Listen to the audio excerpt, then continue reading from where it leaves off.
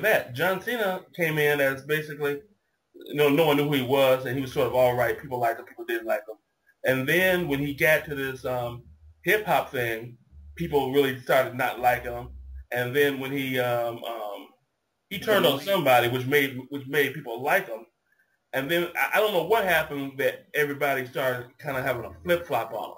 It's like he's been a flip flop guy in terms of the audience makeup for about 7 8 years now. And Yeah, usually when somebody's bad, they either make them all the way bad or they make them all the way good. hmm well, I think for most of my generation, I should say, and so they want Cena to go heel. That's what it is. They want him to go heel, but they're not going to do that, and we have to come to acknowledge that that's not going to happen. The company knows where they want him.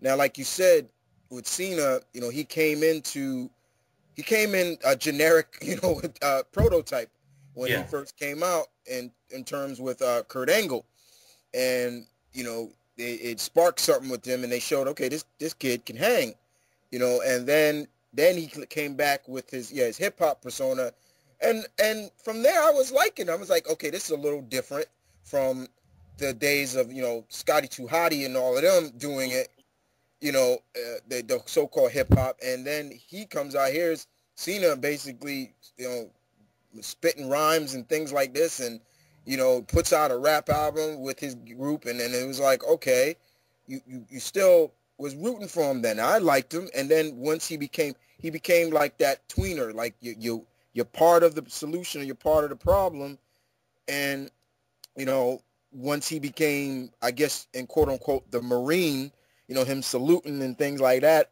people were still on board with him, but then that's where you really started to see a lot of people started like, okay, I had enough of this guy, enough of this, and I guess particularly when he started to beat guys that were in quote unquote better than him in the ring, in terms of like say Triple H or Shawn Michaels, but so to speak, they were doing what is meant to be. They were putting him over to get him over with the people and say like, yeah, we don't need the belt. And that was something that I loved about Shawn.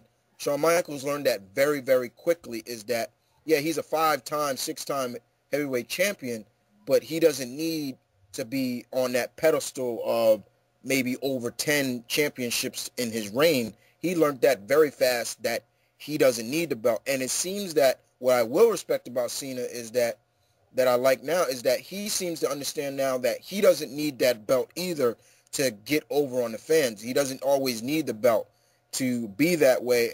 As you can see now, there are new faces with the belt Hmm. in terms of the company belt and the world heavyweight belt.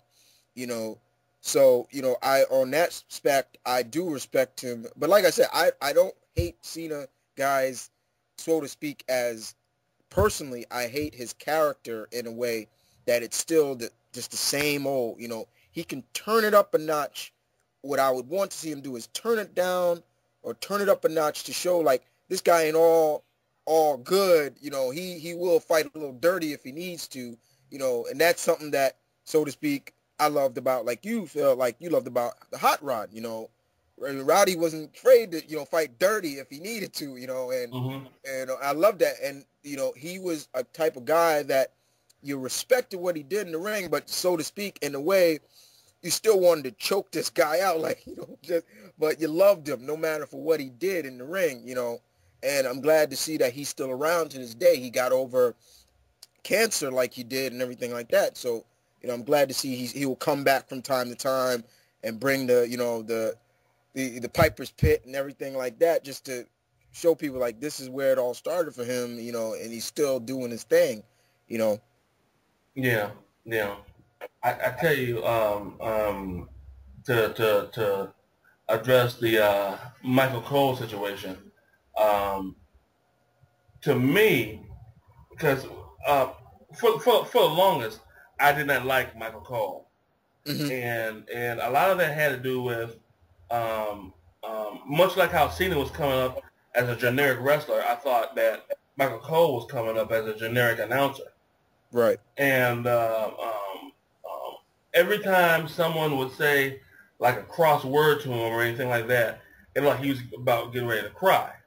You know, it could be John Cena, it could be The Rock, it could be Stone Cold or whoever. And the time that I kind of got over my disliking of Michael Cole was when somebody in the offices decided, you know what, we're going to go ahead and we know people don't like him already, but now we're going to give people a reason not to like him.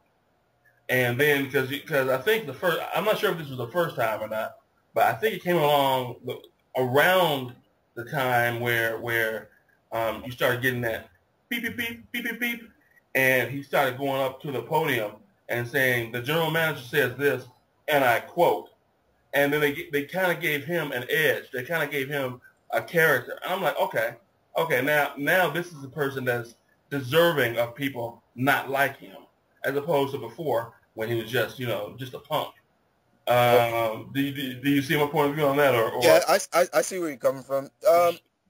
With Michael Cole, he was mainly a backstage announcer. He would be backstage and commentate with the wrestlers back there.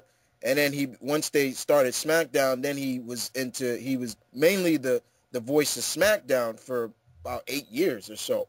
Mm-hmm. And from there, and then there were times where he would like be, the play-by-play for WrestleMania at times, and and then once JR came back, you could kind of see, because JR was having a little bit of problems with his health, and when he came out, you could actually see like he was pissed off at that, but it was always JR, the voice of the WWE, and there are people out there that will say, quote unquote, I don't understand what is so popular about JR.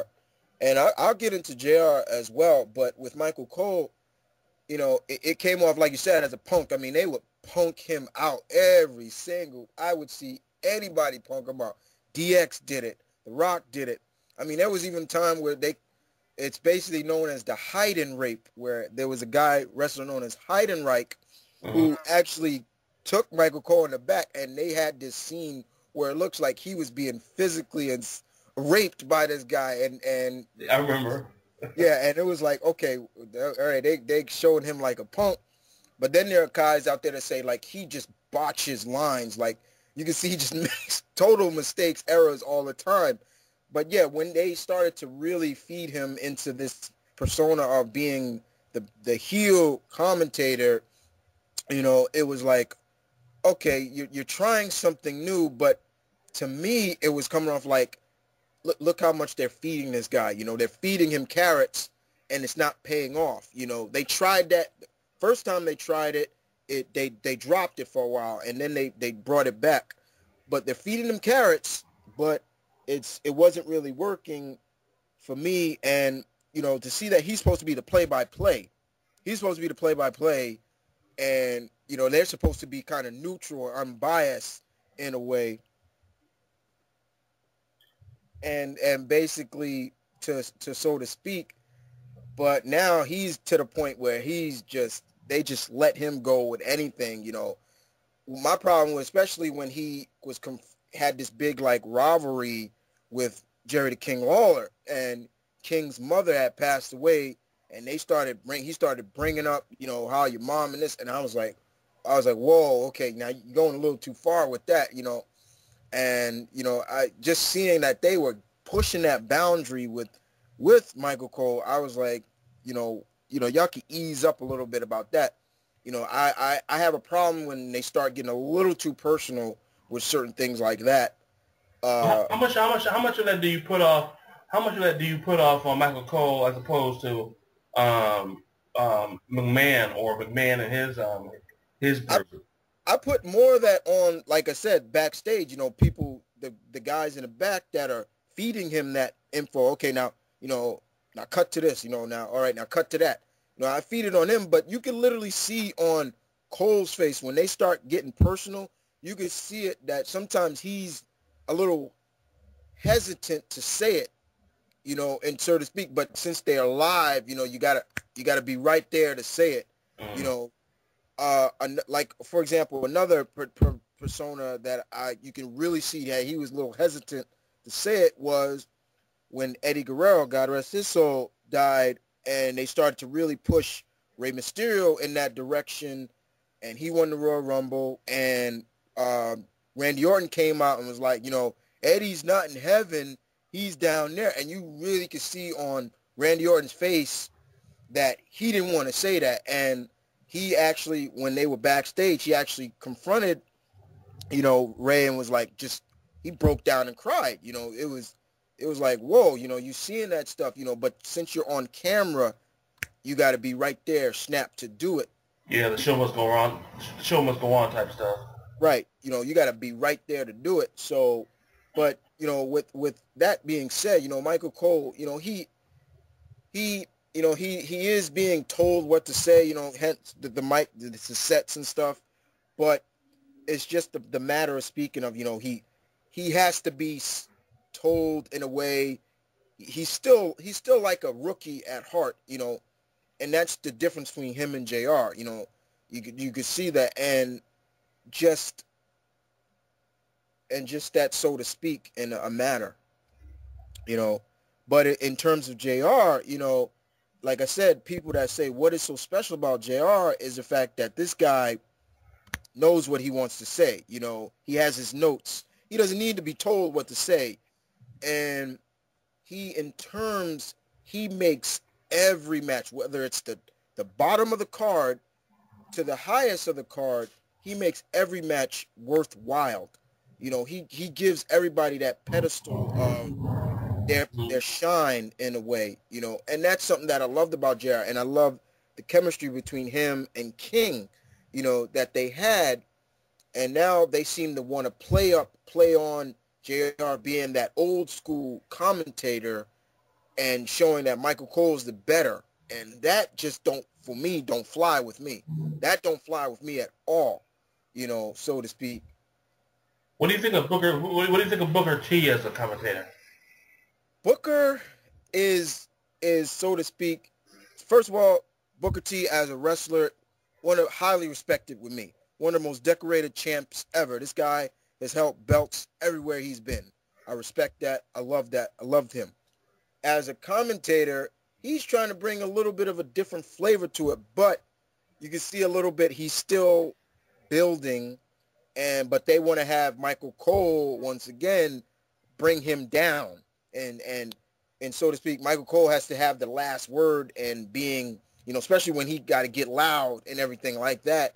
And that loud stuff with me don't cut it with me, because predominantly by the time he gets loud with me, you'd probably hear a smack from me to him, because I'm not going to tolerate that. But, Booker T, he's getting there, but I would, some people say they would rather see him in the ring still go, because to me, he still can go, you know, but, he's also a trainer, and, he trains various people, but as a wrestler, as a commentator, he is still he's still building up his role there, and so to speak, as well as Josh Matthews. Josh Matthews is a pretty decent commentator to me, but and as well as Matt Striker in a way. I at first wasn't really liking Matt Striker as a commentator, but then he was knowledgeable of the calls, the move set, everything, and that was something I loved about Matt Striker. But Michael Cole didn't really like him. A lot of people didn't like him, and it kind of was like, but Cole, you don't even call the matches. You want to get off topic and talk about how the Miz is and how this and that. Oh, look, doesn't Vicky Guerrero look great? And I'm like, fucker, call the match. That's your job. Call the moves. You don't want to call the moves, and that's something I don't like. And that's my problem with Michael Cole. To people got to say to him, Michael, call the match. Call it. He want to get off topic and talk about, how this person is the most decorated champion and things like that. And my terms with the Miz is like, the dude only held the belt for a couple of months, and I'll get into that as well. Hot